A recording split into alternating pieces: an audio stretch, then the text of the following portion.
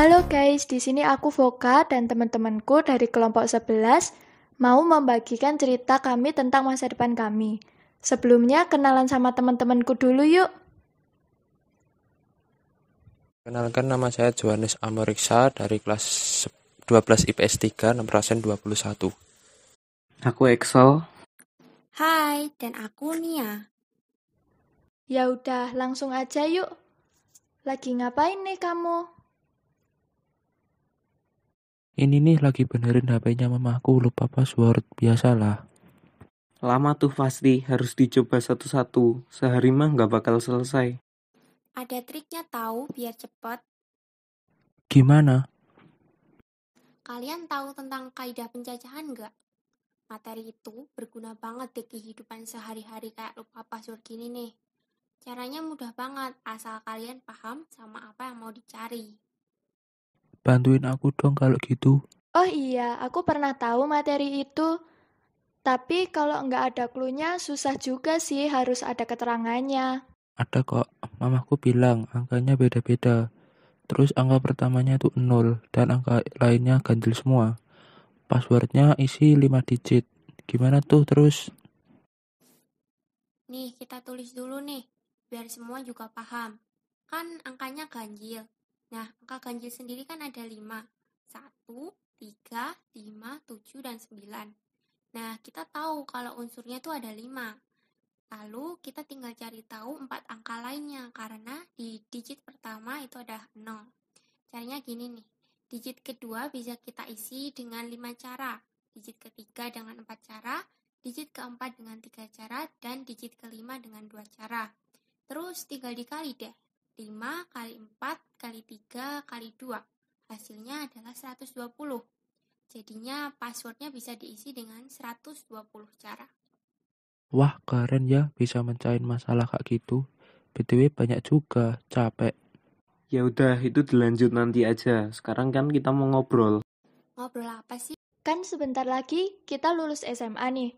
Kalian rencananya mau gimana? Aku masih bingung nih. Kalian tahu lah aku mau gimana. Ya udah tahu, nggak perlu dijelasin lagi deh. Aku sih pengennya kuliah dulu, tapi kalau semisal nggak keterima, ya rencananya sih mau gap year sambil kerja sih, sekalian dapat pengalaman plus uang, hehe. Emang ada lowongan kerja lulusan SMA? Kayaknya rata-rata tuh paling nggak lulusan D1 deh.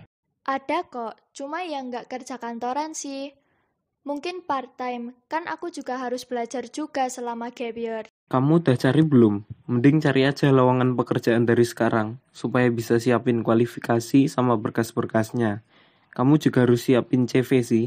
Kemarin sih aku udah cari-cari. Kayak gini nih contohnya. Di situ tertera pekerjaan apa yang dibutuhkan, yaitu staff kasir and administration. Ada juga kualifikasinya yaitu wanita single lulusan S1, fresh graduates, menguasai Microsoft Office dan banyak lagi. Dan yang paling penting di situ ada alamat perusahaan buat kita datengin waktu mau melamar pekerjaan. Terus bagian yang harus ada apa aja biasanya? Bagian yang penting yang harus ada dalam surat lamaran kerja yang pertama tempat dan tanggal penulisan surat. Kedua, alamat surat. Ketiga, pembuka surat. Keempat, isi surat yang berisi identitas pengirim, tujuan surat, keahlian, dan kualifikasi pelamar. Kelima, lampiran persyaratan, misal riwayat hidup, fotokopi ijazah, pas foto, dan sebagainya. Selanjutnya, bagian penutup surat dilanjutkan tanda tangan pengirim. Aku jadi mikir, kan itu yang dibutuhin staff cashier sama administration. Nah, misalnya perusahaan itu ambil 2 orang staff cashier dan 1 administration, sedangkan pelamarnya ada 10 orang, kira-kira banyak susunan pelamarnya ada berapa ya? Wah, kritis banget sih kamu. Nih aku bantu. Ini bisa dikerjain dengan cara kombinasi, karena gak mentingin urutannya. Kalau yang tadi kan pakai permutasi, lebih mentingin urutannya. Ini berarti bentuk soalnya kayak gini. Kombinasi 3 unsur dari 10 unsur. Jadinya 10 faktorial dibagi 3 faktorial dikali 10 minus 7 faktorial. itu kan ada yang bisa dicoret kan ya. Jadinya 10 kali 9 kali 8 dibagi 6. Hasilnya ada 120. Jadi ada 120 susunan. Pokoknya kamu harus pinter-pinter buat surat lamaran pekerjaan sih. Yang lulusan sarjana aja banyak yang nggak keterima, apalagi SMA. Aku bukannya bikin kamu patah semangat, tapi supaya berusaha lebih gitu aja. Ya bener, banyak yang butuh pekerjaan buat bisa lanjut hidup. Kalau dilihat-lihat keadaan ekonomi Indonesia sekarang sama keadaan ekonomi Indonesia pada awal kemerdekaan udah beda jauh loh. Dulu keadaan ekonomi di Indonesia waktu baru merdeka itu masih kacau banget. Karena belum punya fondasi yang kuat, belum punya pola dan cara buat mengatur perekonomian. Apalagi ditambah waktu itu Indonesia juga harus membayar perang. Pokoknya terpuruk banget lah. Udah gitu, waktu masa demokrasi liberal, perusahaan di Indonesia didominasi sama pihak asing, di mana kita gak bisa bersaing di sana. Dan muncullah krisis ekonomi deh. Bersyukur sih, kita nggak ngerasain penderitaan mereka. Tapi tetap aja, sekarang tuh apa-apa butuh uang.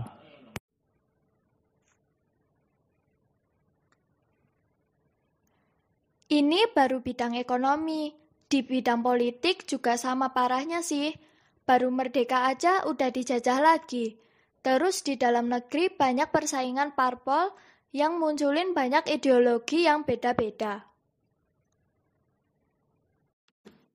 Setuju sih. Apalagi sekarang keadaan ekonomi dan politik Indonesia lagi kacau karena pandemi. Sebagai generasi muda, harusnya kita bisa turut bergerak di bidang kita. Misalnya dengan tetap mentaati prokes, tetap produktif walaupun online class, dan yang terpenting kita jangan nyalahin siapa-siapa saat keadaan kayak gini. Karena yang paling dibutuhin sekarang adalah kita harus bersatu supaya pandemi segera selesai. Dan ini nih yang paling penting. Kalian jangan kemakan hoax, bahkan nyebarin hoax. Justru itu yang buat panik semua orang. Orang yang bikin hoak cuma mau untung sendiri, padahal itu merugikan. Dan orang kaya gitu harus ditindaklanjuti sih. Apa sih itu? Perlindungan dan penegakan hukum itu adalah usaha yang dilakukan agar hukum dapat berjalan sebagaimana mestinya. Syarat perlindungan hukum yaitu hukum harus ditegakkan. Pernah gak sih kalian mikir kenapa hukum harus dilindungi dan ditegakkan? Pernah sih, untuk melindungi kepentingan masyarakat, bangsa, dan negara. Selain itu, agar tidak ada yang mengambil hak dan kewajiban seseorang dan tidak terjadi masalah-masalah lainnya agar tercipta keadilan. Contoh sederhana yang bisa kita lakukan misalnya harus bisa berpikir kritis terhadap sesuatu. Supaya kita nggak kemakan hoax misalnya. Selain itu, kita harus bisa bertanggung jawab atas apa yang kita perbuat dan masih banyak lagi. Oh, jadi gitu ya. Kalau lembaga-lembaga yang berperan dalam penegakan hukum itu apa aja sih? Berdasarkan peraturan perundang-undangan yang berlaku, lembaga-lembaga itu ada Kepolisian Republik Indonesia, Polri, Kejaksaan RI, Advokat, Hakim, dan Komisi Pemberantasan Korupsi, KPK. Selain lembaga hukum nih, aku mau tahu dong cara lembaga ekonomi atau pemerintah mengatur ekonomi saat pandemi gini. Tentunya pemerintah menggunakan sistem informasi. Sistem informasi itu apa sih? Sistem informasi itu sistem yang dirancang untuk mengumpulkan dan menampilkan informasi akuntansi, sehingga akuntan dan eksekutif perusahaan dapat membuat keputusan yang tepat. Mereka juga menggunakan akuntansi sebagai sistem informasi, tujuannya untuk proses pengidentifikasian, pengukuran, serta pelaporan informasi ekonomi yang menimbulkan kemungkinan akan adanya penilaian dan pengambilan keputusan yang jelas dan tegas oleh para pengguna informasi keuangan tersebut. Kalau sistem informasi akuntansi itu apa manfaatnya buat pemerintah dalam mengatur perekonomian negara? Manfaat sistem informasi akuntansi bagi pemerintah itu ada banyak. Misalnya, memberikan informasi kondisi keuangan, menjadi alat pengendali keuangan, sebagai bahan evaluasi keuangan, sebagai laporan kepada pihak eksternal. Kalau peran dari akuntansi sebagai sistem informasi apa aja emang? Peran akuntansi sebagai sistem informasi banyak, mulai dari menyediakan laporan keuangan, dasar pengambilan keputusan, penambahan modal bisnis, audit, dan pajak. Pantes aja pemerintah masih bisa menyeimbangkan perekonomian negara di situasi sulit gini. Halo Bu, ada apa? Rumah Nia lagi diskusi nih. Kok kamu bilang kita lagi diskusi sih? Kan kita cuma sharing satu sama lain. Iya benar, kita nggak lagi diskusi ini. Beda ya, diskusi juga ngobrol gini kan. Iya, diskusi juga ngobrol, tapi obrolan yang ada pro dan kontranya. Kamu inget materi discussion text nggak? Jadi discussion text itu teks yang isinya bahasan tentang suatu masalah dari dua pandangan yang berbeda, yaitu pros dan cons. Ada 3 bagian di sini. Issue isinya masalah yang mau dibahas. Kedua arguments isinya pendapat pro dan kontra. Yang terakhir ada conclusion atau kesimpulan. Isinya rekomendasi dari penulis sebagai pihak netral dari masalah yang dibahas. Ya benar, tadi kan kita ada bahas tentang gap year kan? Gimana kalau sekarang kita bahas pro dan kontra gap year, setuju nggak? Setuju. What do you know about gap year? Gap year is a dedicated period of time, often taken by young adults, where you take a break from your normal academia and instead pursue growth through experience. No matter what you choose to dedicate your time to, it is important to understand the pros and cons of a gap year before. The first pros, gap year provides the opportunity for you to develop valuable skills that cannot be learned in the classroom. According to the Gap Year Association data and benefits, gap year alumni also report higher job satisfaction. Second, avoid burnout after years of schooling or work. Most of us grinding through 12 or more years of school and work. Just do something new can help prevent burnout and reinvigorate the motivation needed to achieve your goals. There's no denying that spending time to learn valuable new skill and grow your confidence through unique experience will enhance. The benefit of a gap year cannot be touted enough, but a gap year is not for everyone and there are other things you can consider.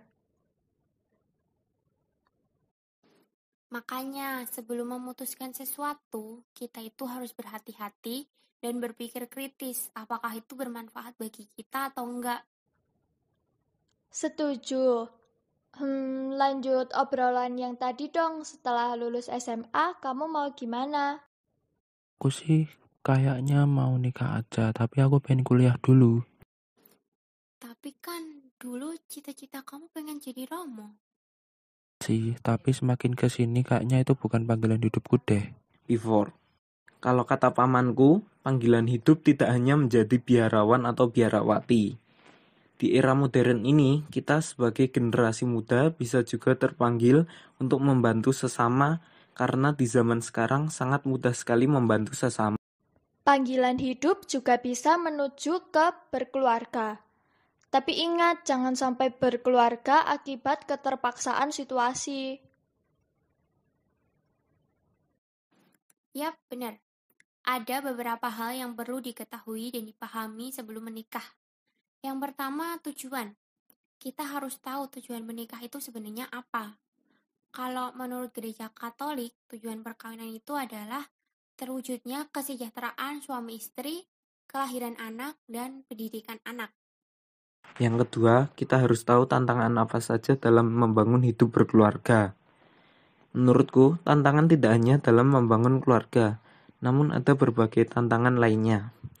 Tantangan ini bisa berasal dari dalam maupun luar keluarga. Tantangan yang paling utama bagi keluarga adalah komunikasi. Komunikasi dalam keluarga membuat keluarga menjadi hidup. Kalau kurang komunikasi, bahkan tidak ada komunikasi dalam keluarga, artinya tidak ada interaksi di dalamnya yang membuat keluarga bertumbuh. Tantangan lainnya adalah tidak ada rasa hormat satu sama lain. Di zaman ini, tantangan manusia meningkat. Sikap hedonisme dan tuntutan ekonomi yang semakin tinggi. Yang terakhir nih, penting juga, yaitu hal-hal yang harus dipersiapkan sebelum membangun keluarga. Pertama, harus menyiapkan hati dan mental supaya bisa menghadapi segala perubahan karakter, kebiasaan, dan lainnya. Kedua, harus siap secara finansial, supaya tidak merepotkan orang tua atau orang lain. Yang ketiga, harus sudah siap dengan persyaratan pernikahan. Ya, lebih baik memahami sesuatu dengan baik daripada terburu-buru yang hasilnya nanti malah kacau. Di sini kita juga diajari untuk bertanggung jawab dan berpikir kritis atas apa yang terjadi sama diri kita. Gimana nih podcastnya? Pasti banyak informasi yang didapat dari podcast kita ini. Semoga podcast kita ini bermanfaat buat kalian ya. Terima kasih sudah mendengarkan dari awal sampai selesai. Mohon maaf jika ada yang kurang berkenan. God bless you.